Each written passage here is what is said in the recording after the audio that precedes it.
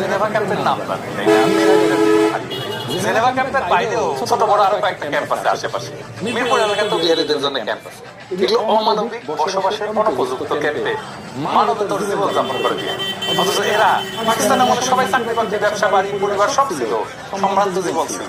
মুজিবের ফ্যাসিজমের একটা বড় উদাহরণ আছে। রাতারাতি সে দেশের একটা বড় জনগোষ্ঠীর নাগরিকত্ব কেড়ে নিয়ে তাদের বাড়ি ঘর বাজেয়াপ্ত করে সবাইকে ঘেটের মধ্যে জড়ো করছে। 55 বছর হয়ে গেছে, ওদের এখনো ভোটাধিকার নেই। যে বিহারি ছেলেটা মুক্তিযুদ্ধের পরে জন্মাইছে সে এখন প্রৌঢ় হয়ে গেছে। ওই বাংলাদেশি ঘেটুতে থাকা বিহারিদের সবাইকে বাংলাদেশি পাসপোর্ট দিতে হবে, ভোটার তালিকায় তালিকাভুক্ত করতে হবে।